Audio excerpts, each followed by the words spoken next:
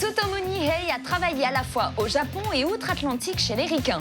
Des expériences enrichissantes qui viennent étoffer son univers sombre et déroutant, que ce soit le populaire Knights of Sidonia ou le seinen cyberpunk Blame qui sort d'ailleurs en film d'animation sur Netflix, l'auteur nous transporte dans son monde teinté de science-fiction. Inspiré par des Enki Bilal ou encore des Moebius, piliers de la BD franco-belge, ou encore par le cinéma de Clive Barker et son Hellraiser, Tsutomu Nihei est un artiste international qui travaille sans assistant afin de maîtriser de A à Z ses œuvres. Un artiste qui mérite toute votre attention et ça tombe bien, il nous parle de ses influences et de son métier tout de suite.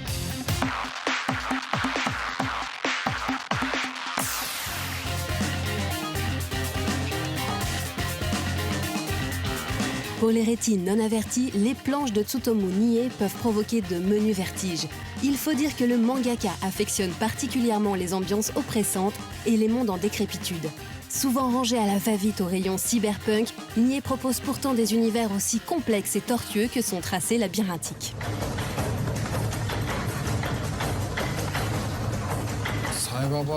Si on parle de cyberpunk, pour moi il y a vraiment deux références.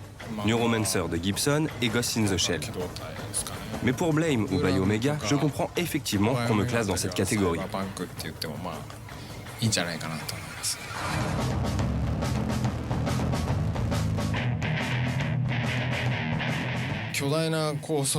Mais la raison derrière la création de ces œuvres, c'est surtout que j'avais envie de raconter des histoires dans ce genre de décor.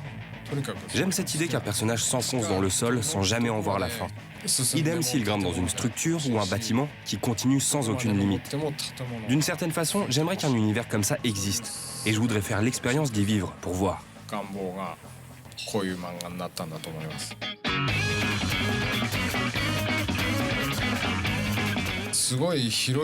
À ce titre-là, j'ai vraiment accroché avec Halo quand le jeu est sorti.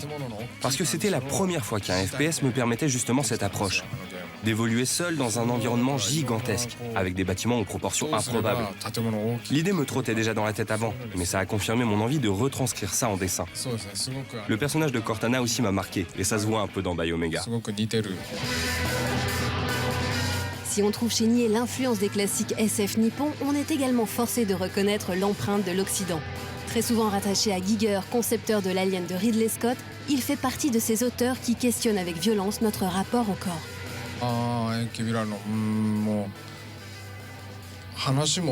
J'aime par exemple beaucoup Enki Bilal, pour sa narration et aussi pour sa science des couleurs.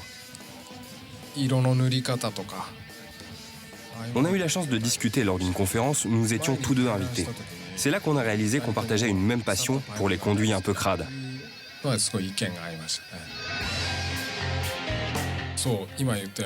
Beaucoup de mes machines ou des décors que je dessine rappellent quelque chose d'organique, de végétal, de vivant et qui prolifère en tout cas. C'est un peu ma façon de poser à mes lecteurs la question de la relation entre l'homme et la machine. Je ne prétends pas apporter de réponse, mais c'est une question que je veux poser à notre instinct primitif humain à travers le dessin.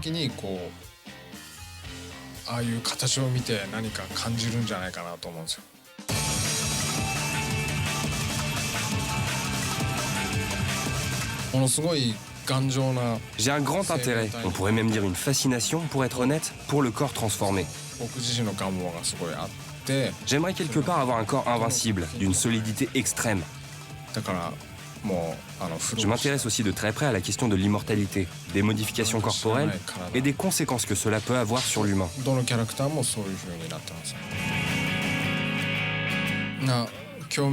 J'attends moi-même le jour où l'on aura la possibilité de devenir moitié homme, moitié machine. Et la science avance à une vitesse folle sur cette question. L'idée me séduit et je pense que je serai prêt à signer pour ça. C'est effrayant, c'est vrai, mais pour moi, la mort l'est bien plus.